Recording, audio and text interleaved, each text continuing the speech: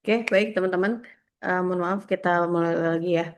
Nah, jadi hari ini kita mau belajar terkait dengan sistem perpajakan di mana sistem perpajakan ini fondasi pengelolaan fiskal suatu negara. Nah, Bu, ini sistem perpajakan sama nggak sih Bu sama yang kemarin ada self assessment, ada official, ada withholding. Nah, jawabannya adalah sistem pemungutan yang kemarin ada tiga itu, ya teman-teman, sistem dan cara itu adalah bagian dari sistem perpajakan yang ini. Jadi sistem perpajakan ini maksudnya eh, negara yang pengen pajaknya itu berhasil atau negara yang pengen sistem perpajakannya ini berhasil memajukan negaranya itu minimal punya komponen apa aja sih? Nah, gitu ya. Atau minimal minimal punya SOP-nya atau punya standarnya tuh ada apa aja sih? Nah, seperti itu. Nah, untuk sistem perpajakan ini, balik lagi teman-teman, setiap negara boleh berbeda. Tapi biasanya mayoritas begitu ya teman-teman ya. Nanti kita akan bahas juga beberapa contoh atau beberapa bentuk sistem perpajakan yang dianut oleh negara-negara lain gitu ya teman-teman ya selain Indonesia. Tapi sebenarnya minimalnya begitu ya teman-teman untuk sistem perpajakan negara itu ada tiga. Jadi kalau misalnya negara ini pengen kalau ditanya nih, misalnya Indonesia mau tanya nih ke Amerika misalnya sudah maju gitu ya teman-teman atau terdekat kita lah ke Singapura misalnya. Pak Presiden Singapura gitu ya, atau Perdana Menteri Singapura misalnya, atau ke Menteri Keuangan ya Pak Singapura, kira-kira minimal tuh saya harus punya apa sih supaya sistem pajak saya tuh maju juga kayak Singapura, misalnya gitu ya. Atau ada komponen apa aja sih yang harus ada di Indonesia supaya sistem perpajakan ini berjalan sesuai dengan tujuannya, dengan fungsinya. Fungsi yang ada empat gitu ya teman-teman ya. Nah, itulah yang dimaksud dengan tiga pilar utama sistem perpajakan. Jadi kalau mau memang Indonesia menerapkan sistem perpajakan yang baik, minimal ada tiga hal ini. Yang pertama ada tax policy, kebijakan perpajakan. Yang kedua ada hukum pajak atau tax law. Nah, yang ketiga ada administrasi perpajakan atau tax administration. Nah, tiga komponen atau tiga pilar ini, teman-teman, harus saling mendukung satu sama lain. Nah, kalau kayak kemarin ada fungsi pajak ya, teman-teman, ada budgeter, ada regulatoir, ada redistribusi, ada stabilitas. Kan kalau misalnya salah satunya tidak berhasil, empat-empatnya jadi gagal tuh. Gitu ya, teman-teman ya. Karena mereka harus saling mendukung atau saling mengoptimalkan fungsi masing-masing. Nah, kalau di sistem perpajakan ini juga sama. Jadi ada tiga hal ini dari policy, law, dan administration, mereka harus saling support satu sama lain. Ketika ada satu kebijakan, satu pilar yang tidak tidak berhasil, misalnya, oh kita sudah ada sih kebijakan pajaknya nih. Terus hukum pajaknya juga udah ada sih Bu, undang-undang dan lain-lain gitu ya. Kemarin kita udah belajar ada hukum pajak formal, ada hukum material. Tapi ketika di administrasi perpajakan itu belum maksimal Bu. Nah, berarti itu ekosistemnya belum komprehensif. Ibaratnya belum berhasil secara menyeluruh. Nah, seperti itu teman-teman. Jadi tiga hal inilah. Jadi kalau kemarin yang sistem pemungutan, yang self assessment, yang official, yang withholding, terus ada cara sel-sel nyata, anggapan, campuran, itu masuk ke dalam salah satu komponen atau pilar yang ada di sini. Gitu ya. Nah, kita akan bahas ini satu persatu hari ini. Oke, yang pertama ada yang namanya kebijakan perpajakan. Nah, tadi Bu Citra udah sempat spill. Ada yang namanya fungsi. Jadi utamanya supaya fungsi yang empat ini berjalan gitu ya teman-teman ya. Supaya si budgeter reguler latoir atau reguleran ini sebenarnya bahasanya boleh beda boleh sama ya teman-teman ya. Boleh budgeter, boleh regulatoir atau reguleran. Ini hanya penyebutannya saja tapi intinya maksudnya sama. Nah, jadi supaya fungsinya berjalan dengan baik, gitu ya teman-teman ya, supaya fungsinya berjalan dengan baik kan harus dirumuskan dulu. Sama kayak visi misi. Oke, kita mau bikin misalnya ini pajak ya, kelas pajak. Misalnya HMV, HMV pajak nih misalnya. Di sini kayaknya ada pengurus-pengurusnya juga ya, kayaknya ya. Nah, kalau kita mau bikin nih HMV ini supaya bagus, supaya berkembang, supaya maju, kan teman-teman harus bikin kebijakan. Kebijakannya apa? Dituangkan dalam apa, Bu? Dalam bentuk visi misi dulu. Oh, visinya mau jadi HMV yang misalnya memfasilitasi seluruh mahasiswa pajak dalam kegiatan dalam perpajakan, misalnya. Lalu kebijakan misinya mau kayak gimana? Apa aja yang mau dilakukan untuk menuju misi? Sorry, untuk menuju visi. Nah, itu kan kebijakan dulu. Sama kayak contoh, ketika COVID-19, pemerintah menerapkan kebijakan yang namanya lockdown. Nah, itu kan merupakan suatu kebijakan yang pada akhirnya berdampak pada lain-lainnya, gitu ya teman-teman ya, pada kita. Teman-teman ngalamin lockdown kemarin pas COVID ngalamin ya, jangan bilang belum lahir ya, walaupun muda tapi nggak mungkin 2020 belum lahir ya. Kalau kemarin Bu Citra tanya paling muda berapa, paling tua berapa, 2005, 2006. Nah, 2020 harusnya udah tahu yang namanya lockdown ya teman-teman. Nah, itu kan suatu kebijakan yang pada akhirnya menurut teman-teman pemerintah bikinnya sejam 2 jam nggak kebijakan itu? Tidak. Apakah yang bikin hanya Pak Presiden satu orang? Tidak. Itu sudah pasti di sini makanya kalau kita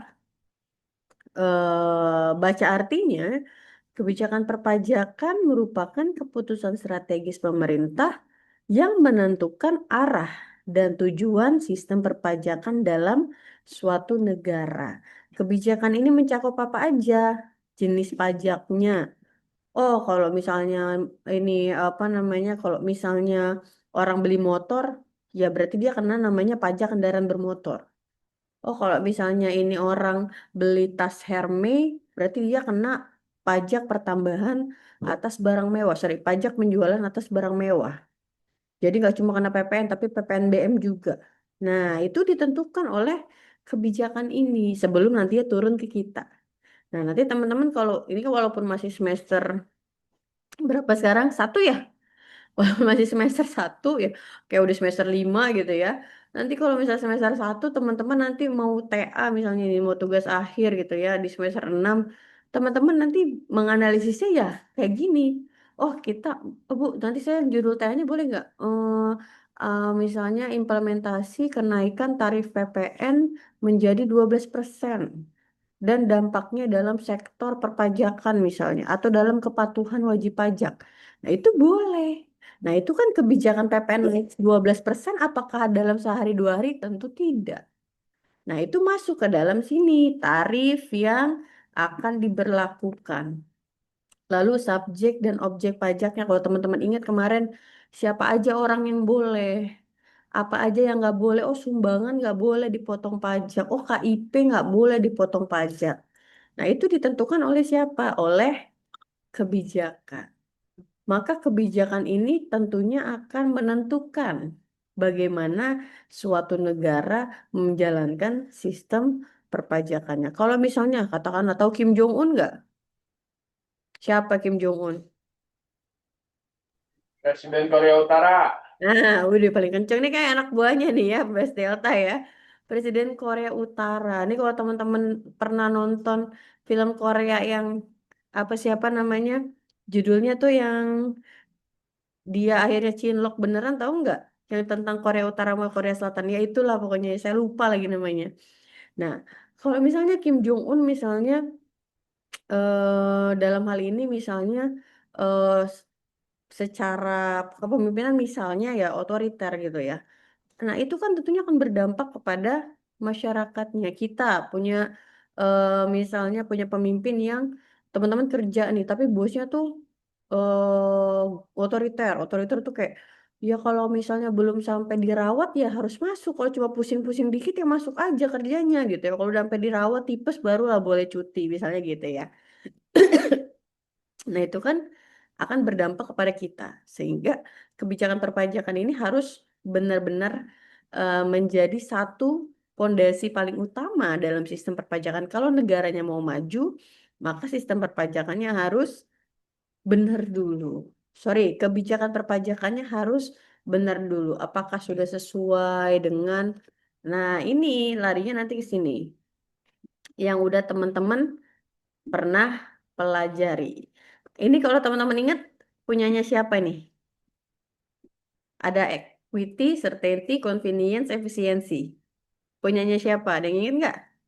Adam Smith, Ibu. Good job. Paling pertama ya, punyanya Pak Adam Smith. Nah, jadi kalau misalnya minimal, balik lagi, setiap negara boleh berbeda ya, tapi mayority yang dipakai ya harus ini. Jadi dalam kebijakan, kalau dalam misalnya di dalam hal ini misalnya Pak Purbaya ya, Menteri Keuangan misalnya, dalam menentukan kebijakan misalnya kalau mau naikin tarif PPN jadi 15%. Nah, Pak Purbaya harus melihat dulu apakah ini sudah adil. Nah, untuk masyarakat dengan kenaikan seperti itu, terus kalau misalnya mau bikin sistem perpajakan Cortex misalnya ya yang lagi hype gitu ya kemarin-kemarin dengan juga tak pastinya namanya implementasi sistem baru banyak permasalahan juga. Udah dimudahkan belum? Sudah menganut asas convenience belum? Wajib pajak sudah merasa dimudahkan belum dengan adanya Cortex? Lalu sudah efisiensi belum? Sudah lebih bebannya sudah lebih biayanya sudah lebih murah nggak sih bayar pajak gitu ya? Apakah masih harus ada administrasi bla bla bla bla print segala macam cetak dan lain-lain? Apa harus ke KPP dulu? WP harus ongkos dulu ke KPP. Nah, itu sudah ada belum dasar hukumnya? Oh, pasti sudah ada. Kalau namanya ada kenaikan tarif atau ada sistem baru, pasti ada PMK-nya. Kalau teman-teman ingat ya. Atau ada per DJP-nya turunannya. Nah, jadi dalam membuat kebijakan nggak bisa sembarangan. Harus mengarah utamanya kepada fungsi, harus mendukung ini. Jadi nggak boleh di luar bikin kebijakan tapi nggak sesuai sama fungsi kita yang kita anut dan harus sesuai dengan prinsip dasarnya. Jadi fungsinya untuk kebijakan ini tujuannya apa? Tujuannya yang ini, fungsi. Kalau ditanya ya, berarti tujuannya ke sini. Kebijakan yang baik akan menghasilkan fungsi yang baik. Kebijakan yang berhasil akan menghasilkan fungsi yang berhasil. Tapi dalam prosesnya harus sesuai dengan ini. Nah, jadi gitu ya teman-teman ya. Jadi kebijakan ini ketika pemerintah mau membuat kebijakan harus sesuai dengan fungsi kita, fungsi perpajakan kita yang tepat, dan dalam menjalankan kebijakannya harus sesuai dengan prinsip dasarnya. Jadi kalau ibaratnya fungsi itu kita mau kemana? Oh mau ke fungsi. Naik apa? Naiknya prinsip. Nah gitu ya. Jadi seperti itu. Jadi dalam prakteknya harus sesuai dengan prinsip-prinsip, harus adil, harus pasti, harus mudah, harus efisiensi, supaya apa? Supaya fungsinya tercapai. Nah, seperti itu. Jadi itu dua arah yang berbeda ya, teman-teman ya. Itu untuk nomor satu terkait dengan eh, kebijakan perpajakan. Nah, nomor dua, selain ada kebijakan harus ada apa lagi? Nah, jawabannya tentunya harus ada hukum. Makanya kebijakan atau hukum itu dibuat dari apa? Pastinya dari kebijakan dulu. Nggak mungkin hukum tiba-tiba muncul nih. Ada Undang-Undang Dasar 1945. Tapi nggak diramu dulu di DPR atau DPRD. Gitu ya. Atau nggak diramu dulu di MPR. Tiba-tiba muncul undang-undang. Kok saya rasain diri sendiri. Nah, seperti itu. Jadi habis kebijakan turunnya ke tax law. Nah, tadi ada yang namanya sorry, ada yang namanya certainty. Prinsipnya harus pasti. Pastinya dari apa? Dari undang-undang. Nah, ini hukum pajak kita balik ke minggu lalu.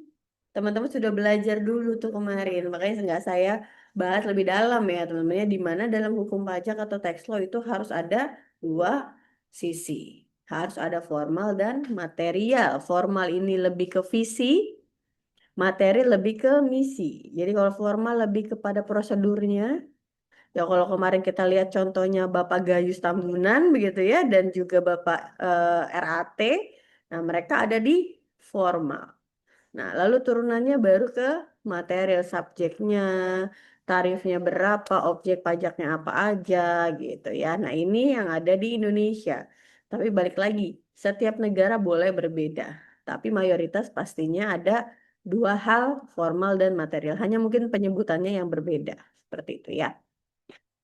Oke, yang ketiga ada salah nih. Harusnya ini nomor tiga ya. Nomor tiganya ada administrasi perpajakan. Nah, tadi dari atas kebijakan nomor satu, kebijakannya terus sudah dituangkan dalam kita nggak sebut undang-undang, undang-undang bagian dari peraturan ya. Terus dari kebijakan turun ke hukum. Nah, dari hukum udah ada nih hukumnya gitu ya teman-teman nih kayak kemarin nih Gayus Tambunan udah ada hukumnya nggak boleh yang namanya misalnya katakanlah nggak boleh yang namanya menerima gratifikasi. Nah, terjadinya di mana ada gratifikasi? Nah, bisa jadi terjadinya dalam administrasi. Nah, administrasi itu maksudnya gimana sih, Bu? Kenapa di administrasi? Karena administrasi adalah sistem atau prosedur yang digunakan oleh otoritas pajak untuk mengimplementasikan kebijakan, ya nomor satu tadi ya, dan hukum perpajakan. Jadi udah ada kebijakannya, udah dituangkan dalam peraturan atau hukum, lalu tinggal diimplementasikan. Nah, biasanya yang salahnya di mana? Atau yang biasa dimainin apakah di undang-undangnya? Nggak mungkin. Apakah di kebijakannya? Lebih nggak mungkin lagi. Maka biasanya bermain di mana? Di administrasi. Makanya di sini ada sistem ini mencakup seluruh proses mulai dari pendaftaran WP, pelayanan, pengawasan, pemeriksaan, hingga penagihan dan penyelesaian sengketa. Nah, kemarin kalau teman-teman lihat kasusnya, dua kasus yang tokoh kita bahas ada di mana? Ada di sini. Dari pengawasan, pemeriksaan sampai sengketa. Nah, jadi ketika kebijakannya sudah benar, tadi ya harus saling mendukung nih, terus sudah diturunkan dalam hukum, baik itu formal ataupun material. Nah, tinggal implementasinya. Nah, permasalahannya terkadang implementasinya ini yang belum maksimal. Nah, karena tadi mungkin masih ada beberapa pihak yang belum memaksimalkan atau melaksanakan implementasinya sesuai dengan kebijakan dan dasar hukumnya atau hukumnya. Nah, contohnya apa saja nih dalam implementasi administrasi perpajakan? Contohnya ya kayak kalau teman-teman kerja jadi admin, nah itu kan kalau admin, teman-teman apakah teman-teman yang nentuin, oh besok perusahaan ini, PT ini akan ganti nama? Kan enggak. Pasti yang bikin bosnya. Nah, terus habis itu, oh, besok misalnya teman-teman akhir tahun akan diberikan seluruh karyawan akan diberikan bonus tahunan. Nah, itu kan kebijakan dulu tuh dari atas, dari bos besar. Terus turun kemana? Biasanya turun di surat edaran gitu ya, atau ada email dari corporate. Nah, itu bentuk ke hukum gitu ya. Ada surat edaran tuh kan kalau misalnya dalam PT itu udah masuk hukum ya teman-teman yang ada nomornya. Lalu tinggal diimplementasikan sama admin, sama orang keuangan, ditransfer bonusnya. Nah, kurang lebih turunannya seperti itu. Nah, kalau dalam perpajakan sendiri lebih luas tentunya ya teman-teman ya. Terkait apa aja sih Bu administrasi itu? Ada yang registrasi. Kemarin kita udah belajar. Subjek pajak sama wajib pajak bedanya apa? Siapa yang masih ingat? Tadi apa, Bu? Subjek pajak sama wajib pajak bedanya apa kemarin? Eh, Kalau subjek pajak itu kalau nggak salah ini semua semua semua warga Indonesia itu subjek pajak, Bu. Tapi yang wajib pajak itu yang cuma punya NPWP, Bang. Oke, yang lain?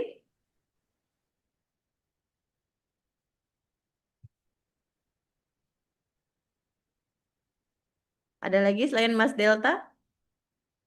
Kalau teman-teman di sini kemarin subjek atau wajib? Subjek, Bu, Subjek. Kenapa subjek? karena belum bayar pajak. Oke, good. Karena belum bayar pajak. Iya juga. Kenapa belum bayar pajak? Ayo. Nggak Kemarin, punya penghasilan. oke. Kemarin syarat atau kriteria untuk disebut wajib pajak ada dua. Ada apa aja? Ada yang masih ingat? Yang pertama ada syarat apa? Berstatus sebagai subjek pajak. Good job. Subjektif ya. Subjektif di mana teman-teman berstatus sebagai subjek. Subjek itu bisa orang pribadi, badan, apalagi warisan yang belum terbagi, dan terakhir BUT. Lalu syarat yang kedua apa teman-teman? Syarat Berpenghasilan. syarat objektif atau teman-teman sudah memiliki penghasilan di atas PTKP gitu ya teman-teman ya. Nah, jadi kalau teman-teman yang sudah punya NPWP tapi belum memiliki penghasilan, nah nanti teman-teman akan ada proses di sini. Atau teman-teman yang masih subjek sekarang nih, belum punya NPWP, nah itu masuk ke dalam administrasi. Kenapa? Karena udah ada undang-undangnya, Bu. Undang-undangnya tadi, kebijakannya udah ada tuh, Bu. Ya kalau misalnya subjek yang belum punya NPWP, ya berarti dia belum, sorry, subjek belum punya penghasilan, ya berarti dia belum bisa disebut wajib. Jadi dia belum wajib tuh, Bu, bayar pajak. Itu kan di kebijakan dulu. Terus turun ke undang-undang KUP. Turun lagi ke administrasi baru. Oh, ya udah kalau kayak gitu. Nanti kalau teman-teman udah pada punya penghasilan, apalagi UMR misalnya gitu ya, udah kerja UMR dari gajinya, payrollnya bisa langsung daftar dan dapat NPWP. Nah, itu masuk ke dalam administrasi. Lalu kedua, asesmen. Asesmen ini jatuhnya kalau teman-teman pakai official gitu ya. Bagaimana proses penetapan besaran pajak yang terhutang. Collection, mungutnya gimana? Nah, kemarin kita udah bahas bayarnya pakai apa. Enforcement, pengawasan, ya kemarin kasus kita belajar ya, penegakan hukum dan lain-lain. Lalu dispute resolution, penyelesaian keberatan dan banding. Nah, inilah kalau ditanya nanti pas UAS apa saja yang masuk ke dalam komponen administrasi perpajakan. Nah, empat hal ini, lima, mohon maaf, lima hal ini. Yang teman-teman harus, oh iya, administrasi itu dimulai dari registrasi dulu sebagai wajib pajak. Habis itu tinggal ditentukan gimana proses penetapannya, mau pakai self, official, atau withholding. Lalu yang ketiga, bayarnya gimana? Apakah mau pakai e-filing atau mau pakai transfer ke Indomaret atau mau pakai virtual account dan lain-lain. Terus diawasinya gimana kalau misalnya ada WP yang nakal gitu ya. Terus gimana caranya, atau WP yang nggak mau bayar pajak tuh harus gimana? Gimana cara meriksanya? Gimana cara ngawasinnya? Dikasih sanksinya apa? Dan terakhir, kalau ada yang sengketa, gimana cara nyelesainnya? Nah, itu masuk ke dalam administrasi. Dalam lima hal ini dilakukan berdasarkan apa? Berdasarkan hukum. Oke, penyelesaian keberatan banding hukumnya apa? Oh, dilihat dulu kemarin hukum pajak formal. Apa aja hak-haknya? Fiskus. Kalau nggak ada di situ berarti jangan dimasukin. Atau berarti dia nggak benar kalau memang nggak ada di situ. Nah, misalnya, oh ada bisa menerima gratifikasi gitu ya untuk memudahkan proses pemeriksaan. Nah, itu kan nggak ada di undang-undang, tidak ada di hukum, sehingga itu tidak boleh dilakukan, sehingga melanggar hukum atau ada bahasanya melanggar kode etik gitu ya teman-teman ya. Nah, itulah administrasi. Jadi ini turun menurun nih teman-teman. Jadi kalau kayak kemarin segitiga, ini segitiga terbaliknya tuh yang di atasnya kebijakan, dari kebijakan turun ke hukum, dari hukum turun ke administrasi. Nah, seperti itu ya. Oke, next. Nah, ini jadi tiga-tiganya nggak bisa sendiri-sendiri.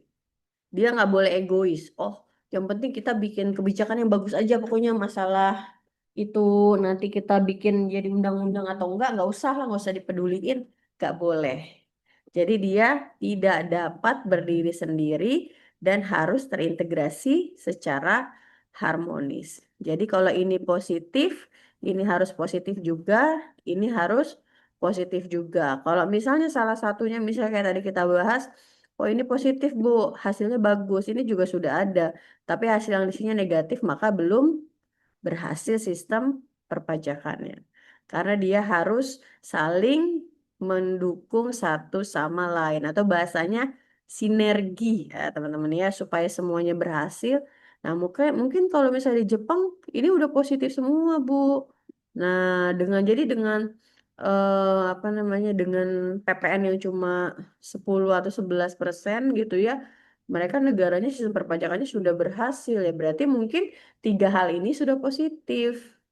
Nah, permasalahannya kalau ada suatu negara yang belum positif, sorry, belum positif, belum berhasil, maka dianalisis dulu sistem perpajakannya yang mana nih dari tiga pilar ini yang masih belum maksimal atau belum berhasil. Gitu ya, teman-teman ya. Oke, next.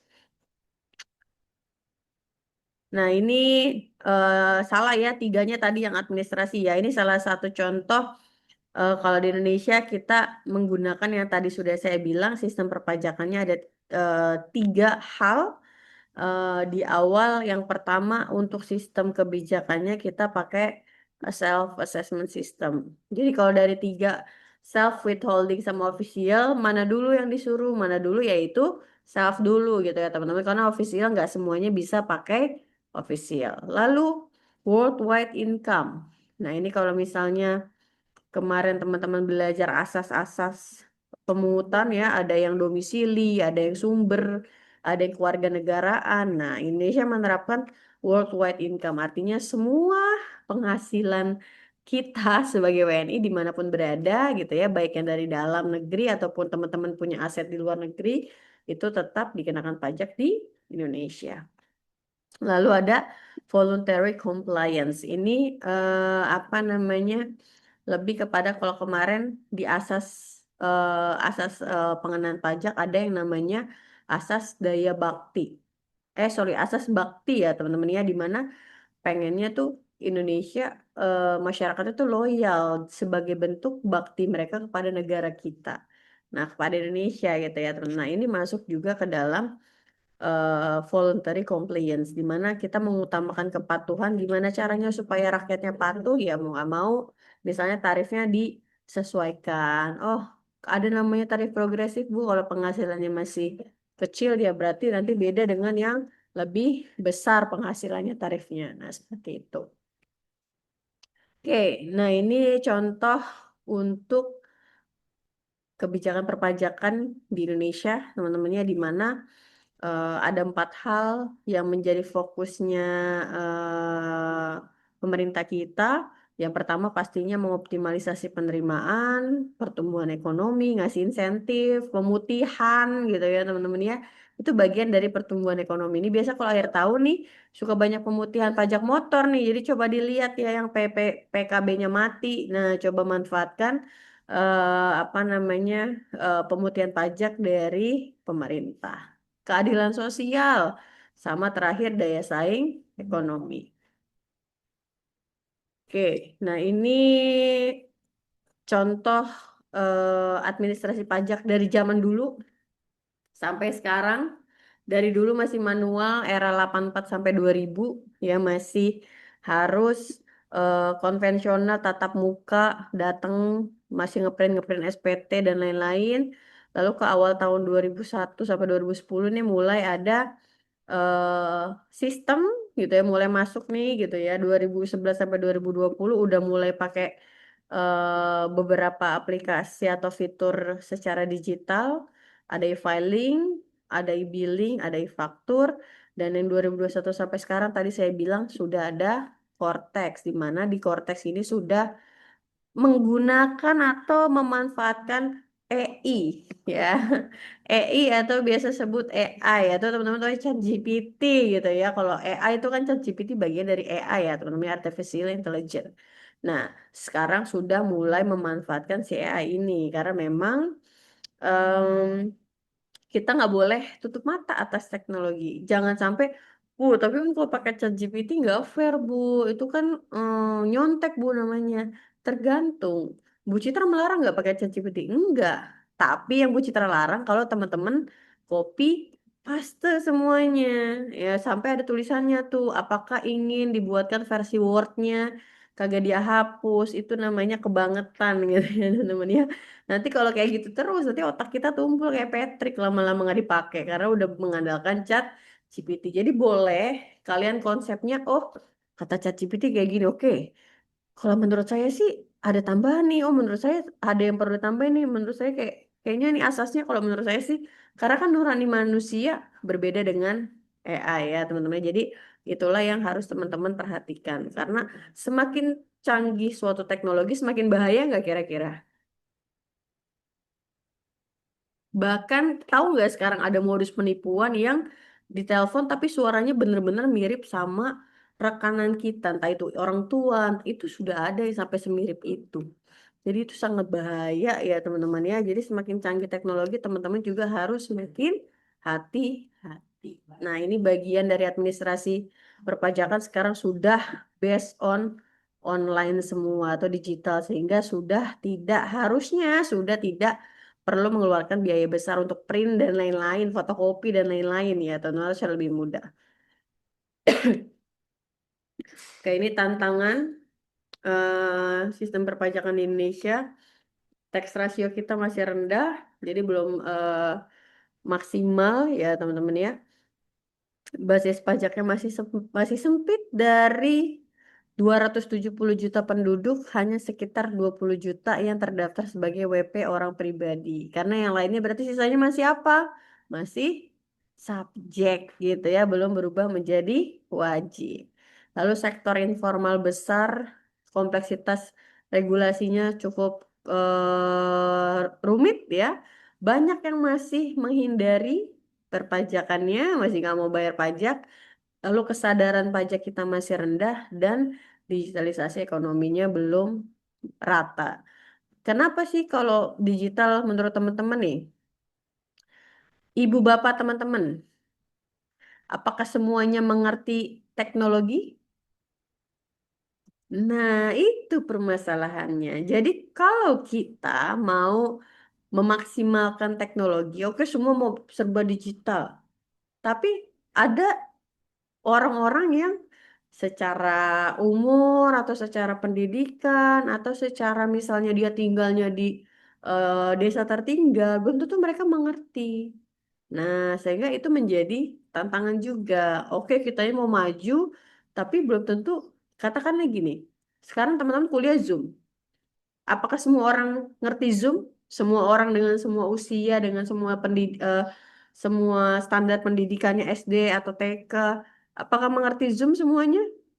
Tidak, belum tentu. Nah, itu kan berarti suatu tantangan tersendiri ketika kita pengen cepet larinya, tapi tetap kita harus lihat ada eh, teman-teman atau ada rekan kita yang memang nggak bisa larinya kenceng. Itu menjadi standar atau menjadi polemik juga dalam proses administrasi ya.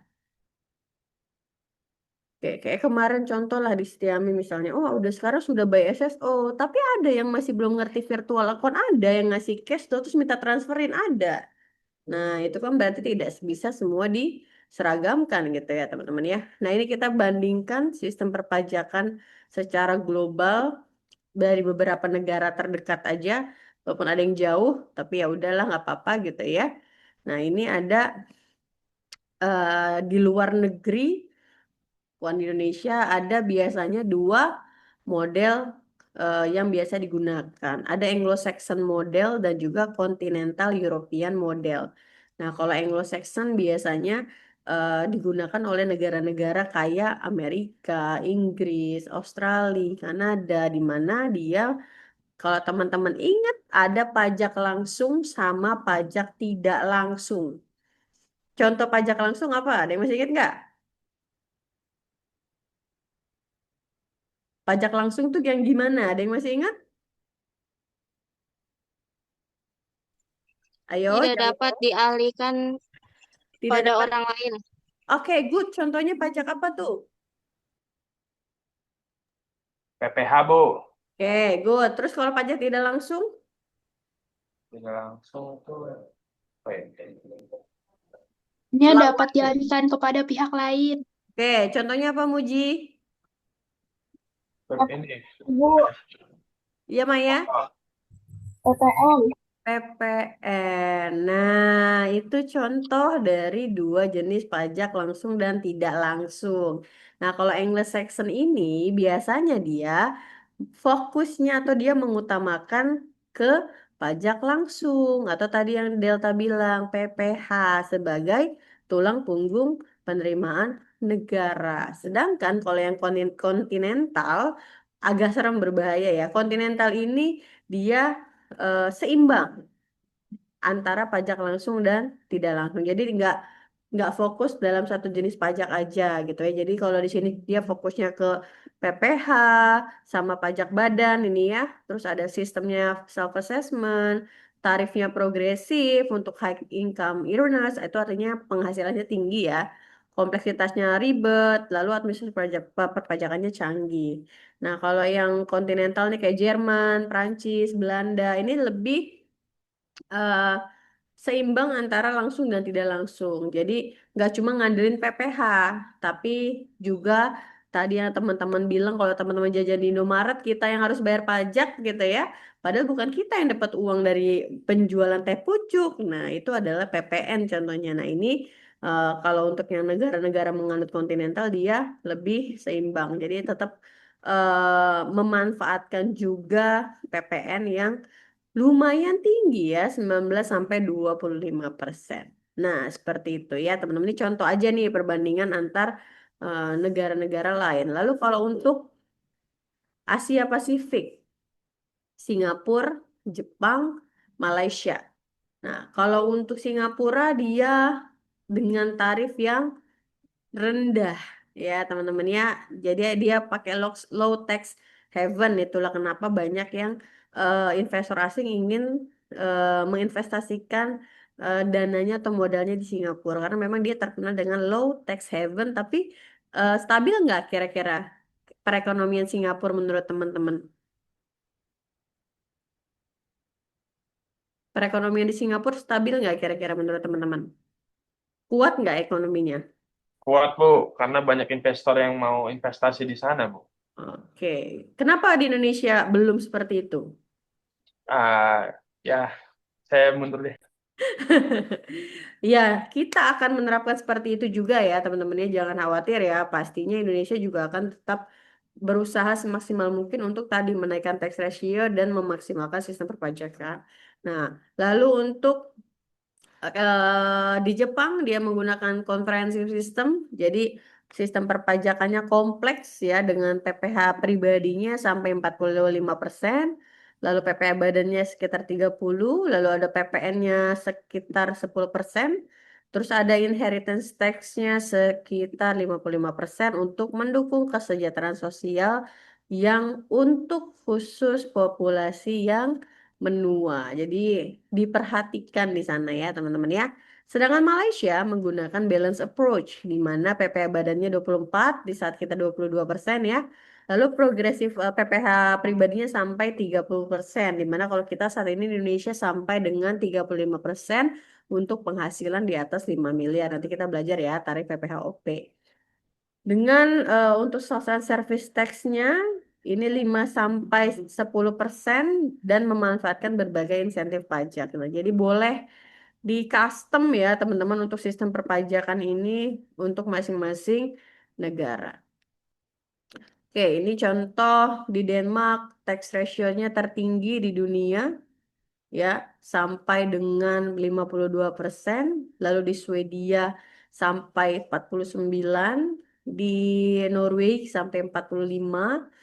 Lalu kalau di kita tadi cuma di angka 10 sampai 15% ya. Jadi memang masih jauh ya teman-teman ya, tapi kita berusaha menggunakan strategi apapun itu untuk memaksimalkan sistem perpajakan kita. Nah, ini untuk model-model ini kenapa sih berhasil gitu? Kenapa? Ini setelah dianalisis ya teman-teman ya. Karena yang pertama universal welfare-nya, healthcare-nya, kesehatannya, education-nya, childcare-nya itu gratis dan berkualitas tinggi. Lalu korupsinya rendah, pemerintahnya transparan dan accountable. Lalu high trust. Kepercayaan masyarakatnya kepada pemerintah tinggi. Gap antara kaya dan miskin rendah karena hampir semua kaya ya teman-teman ya. Lalu sistem perpajakannya digital, jadi sudah lebih efisiensi. Kesadaran kolektif bahwa pajaknya itu tinggi. Kesadarannya kalau kita tadi masih cukup rendah ya teman-teman ya untuk orang-orang Indonesia untuk membayar pajak. Lalu konsisten masuk ranking teratas dalam happiness index. Maksudnya adalah kebahagiaan negaranya, kesejahteraan warga negaranya tinggi. Lalu business friendly. Meski pajaknya tinggi, tapi kemudahan bisnis juga tinggi. Ibaratnya kalau ada kata-kata ada harga, ada kualitas gitu ya. Ada harga, ada kemudahan, ada kualitas. Nah itu kalian rela nggak bayar mahal tapi dapat fasilitasnya yang mahal juga? Rela, Bu. Nah atau mau bayar murah tapi fasilitasnya kalian nggak nggak nyaman gitu. Mau yang murah tapi nyaman, Bu. Itu namanya serakah ya, mau yang murah tapi nyaman. Ya, Delta nih ya. Ya boleh aja ya, kalau Delta nanti jadi presiden boleh ya, tolong dibuat kebijakan perpajakan yang pajaknya rendah tapi eh, manfaat buat kitanya tinggi ya, Mas Delta ya, Bu Citra titip ya. Oke. Oke, teman-teman, mungkin itu materi inti dari kita hari ini. Ini hanya berbagai perbandingan saja dari beberapa negara. Sampai sini, teman-teman, ada yang mau ditanyakan? Monggo, terkait dengan sistem perpajakan. Ada yang mau nanya nggak? Atau Bu Citra yang tanya nih? Kalau Bu Citra yang tanya nanti Bu Citra random nanyanya nih. Oke, kalau gitu Bu Citra yang nanya deh. Menurut teman-teman, yang paling susah dilaksanakan dengan baik dari tiga pilar utama tadi, kebijakan, hukum, dan juga administrasi, mana yang menurut teman-teman pertama, paling penting dulu, ya, paling penting untuk dilaksanakan dengan benar, dan yang kedua yang memiliki resiko eh, ketidakberhasilannya tinggi. Monggo, Bu Citra panggilin siapa ya yang belum ngomong ya? Nashwa, Nashwa ada, Nashwa ada Rana Anissa.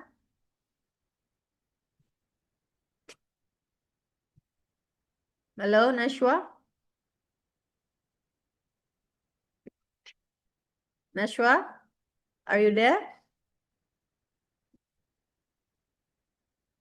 Oke, nggak ada. Ya Ibu, kenapa? Nah, kenapa tadi Bu Citra tanya apa? Nashwa inget dengar nggak? Ibu, saya baru selesai dari toilet.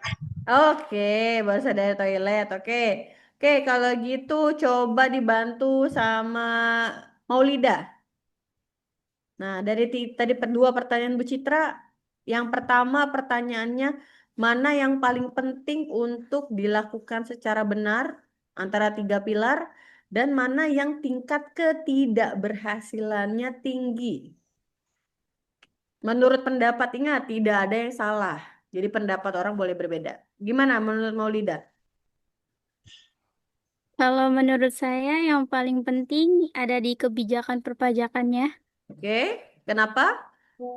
Karena kalau misalkan kebijakannya aja udah melenceng, masyarakat juga nggak mau bayar pajak gitu, Bu. Oke, jadi trust issue ya. Mm. Oke, lalu yang paling tinggi tingkat ketidakberhasilannya atau cenderung gagal itu yang mana? Ada di administrasi perpajakan. Kenapa? Karena mungkin dari beberapa langkah-langkah kayak registrasinya atau apa elemen-elemen yang dilaksanain itu ada yang apa ya kurang maksimal dalam kerjanya Bu, kinerjanya gitu.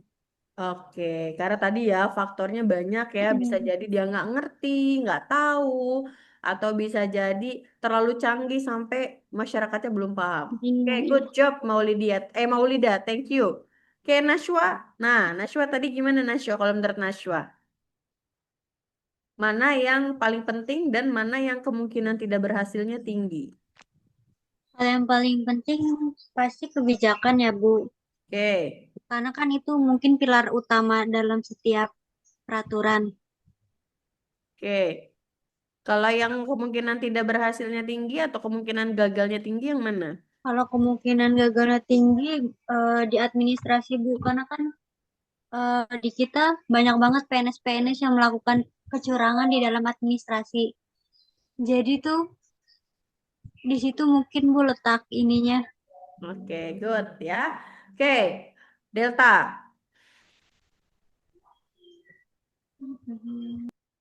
Ingat, nggak ada yang salah. Pendapat boleh beda kalau Hadir, beda. Bu. Yo, Delta apa Delta menurut Delta yang paling penting? Yang paling penting, Bu. Hmm, antara tiga ini. Kebijakan, hukum, administrasi. Menurut saya yang paling penting sih hukumnya sih, Bu. Oke, why? Karena ya kalau misalnya sistem perpajakan tidak ada hukumnya bakal jadi apa ya? Bobrok sih, Bu. Oke, jadi kayak cuma ngomong tapi nggak ada yang bukti Nggak ada landas. mengikat gitu ya, Delta ya. Iya, Bu. Oke, ini good. Berbeda boleh berbeda ya, pendapat boleh berbeda. Lalu yang paling tinggi tingkat kegagalannya yang mana, Del? Atau misalnya paling Administrasi tinggi sih, Bu. Sama kayak administrasi. Yang lain.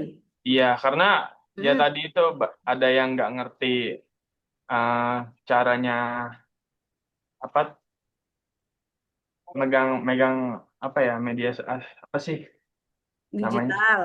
digital ya, Bu. Hmm, Karena eh, soalnya banyak banyak juga dari kita yang tidak bisa kayak ngerti SSO itu banyaknya apa tadi? gaptek gitu ya. Gaptek ya, Bu. Hmm. Semacamnya. Kayak Oke, gitu. good. Thank you, Delta. Oke, satu lagi. Temennya Delta yang cowok siapa satu lagi? Lupa saya namanya. Aski Ada ya? dua, Bu. Ya, Aski. Aski sama Lion. Lion ada nggak? Hadir nggak Lion? Nggak ada kayaknya. Aski, Aski. Coba Aski, tunjukkan suaramu. Aski, Alfira Landra. Ya Bu hadir Bu. Ya, menurut Aski mana yang paling penting dan mana yang kemungkinan gagalnya tinggi? Dari tiga pilar.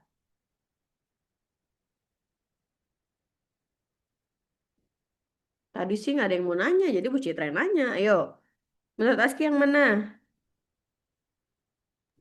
Kalau menurut saya sih yang paling penting tuh kebijakan Bu.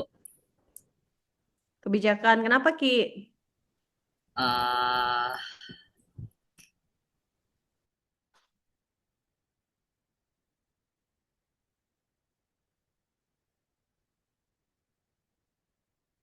Ki? ya Bu. Ya, kenapa kebijakan Ki menurut Aski? Nggak apa-apa Ki, ngomong aja Ki. Jangan Salah takut. salah nggak apa-apa kan Bu? Nggak apa-apa, masa salah dicekek? Nggak mungkin. Namanya belajar, kita semua belajar Bu Citra bisa salah. Oke. Kenapa? Bu. Menurut Aski? Kalau kebijakan itu menentukan jenis pajak yang akan diterapkan, benar gak Bu? Oke, jadi maksudnya kalau misalnya katakanlah kita salah pilih gubernur, bisa jadi pajak kita mahal gitu ya, kayak misalnya di Pati gitu ya. Iya Bu. Oke, terus kalau yang paling kemungkinan gagalnya tinggi yang mana Ki? Yang gagalnya tinggi itu administrasi Bu. Kenapa Ki? Ya karena Coba-coba. yang tadi dijelaskan sama Om Lida Bu. Oh, karena masih banyak yang Ah, belum sama rata gitu ya secara pemahaman dan lain-lain ya. Oke, good. Satu lagi, siapa yang mau berpendapat sukarela? Jadi 5 orang. Siapa satu lagi? Ada yang mau sukarela berpendapat sebelum Bu Citra tunjuk? Nah, ini nih, berarti nih tingkat kepatuhannya kayak masih rendah nih sama Bu Citra nih. Suruh sukarela nggak ada yang mau nih, emang ya. Deh mahasiswa ya. Satu lagi, coba Siva. Hadir, Bu. Oke, menurut Siva yang mana yang paling penting dan mana yang kemungkinan gagalnya tinggi?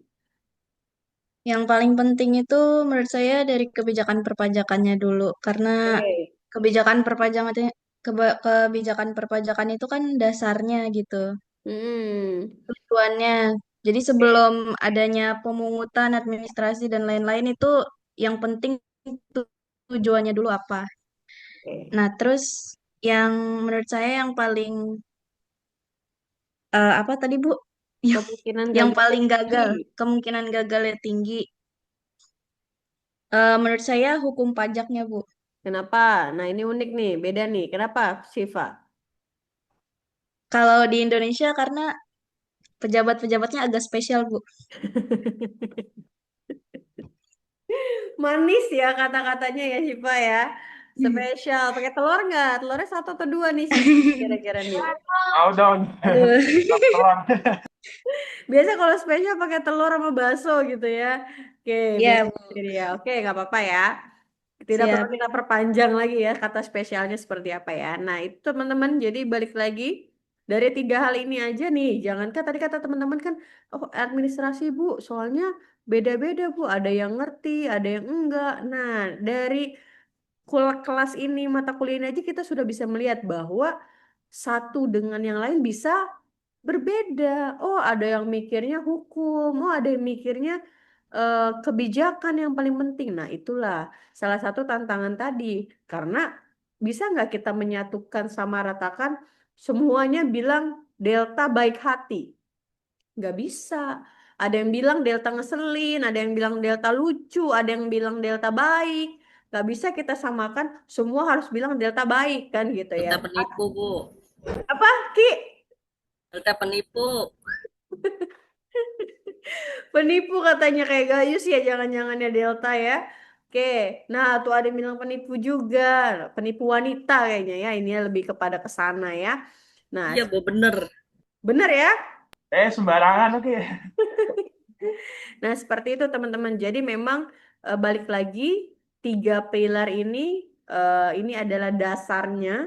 Tapi balik lagi baik Indonesia atau negara maju lainnya ya, kalau misalnya mereka mau sistem perpajakannya maju, sistem perpajakannya berhasil, ya berarti tiga pilar ini harus saling mendukung satu sama lain.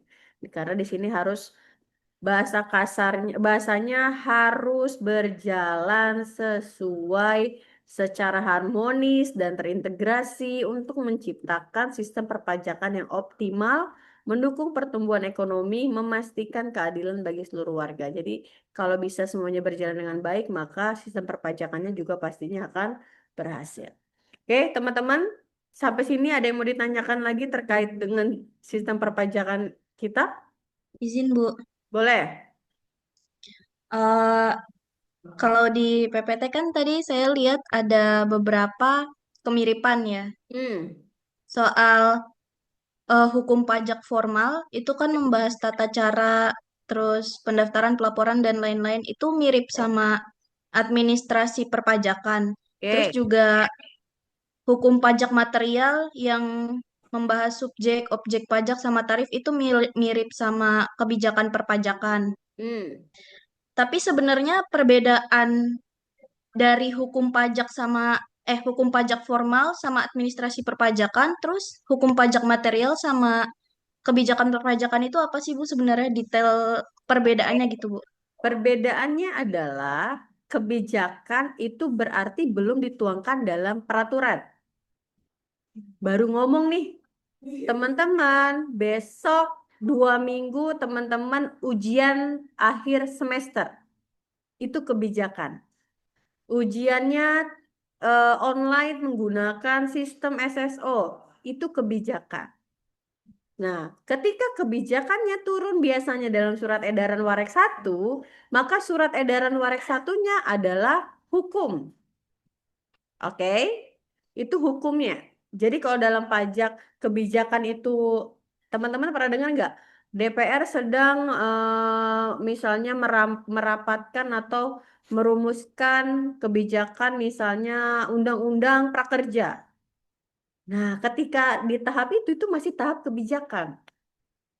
Oke, ketika sudah ada kata-kata diputuskan, disahkan melalui Undang-Undang Cipta Kerja, melalui Undang-Undang HPP, maka itu turun udah mulai ke hukum.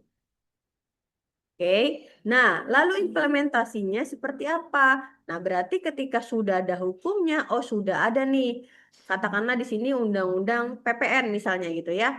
Undang-undang PA atau kalau tadi sifatannya yang ke administrasi misalnya dari KUP, prosedur pendaftaran lain-lain. Nah, terus kok samanya apa Bu? Bedanya dengan administrasi? Administrasi berarti bagaimana pemeriksaan, bagaimana pendaftaran dijalankan sesuai dengan hukum pajaknya. Nah, itu jadi tiga hal yang berbeda. Kebijakan berarti dirumuskan, hukum berarti undang-undang, PMK, per DJP. Kenapa bahasanya sama? Ya sama, tapi bentuknya yang beda. Nah, kalau administrasi gimana? Administrasi ya berarti implementasinya. Oh, kemarin udah dibilang 2 minggu teman-teman UAS, terus udah ada hukumnya, udah ada surat edaran wareknya. Ya berarti administrasinya ya teman-teman tinggal ujian, download di SSO. Ada nggak di hukum tulisannya ujiannya di surat edaran apa namanya ujiannya 3 jam? Ada. Ujiannya by SSO? Ada.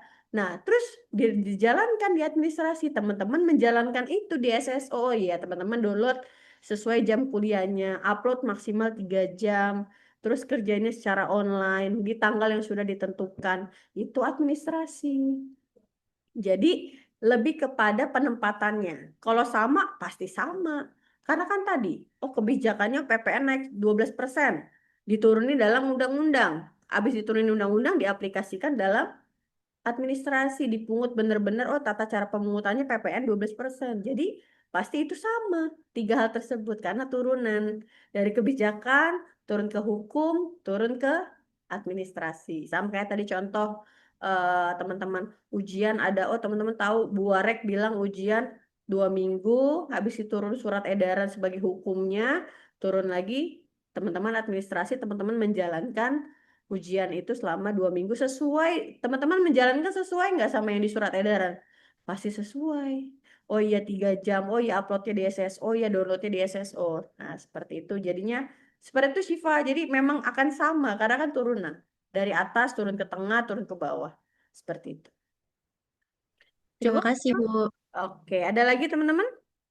Cukup? Tidak ada yang ditanyakan lagi? Oke, kalau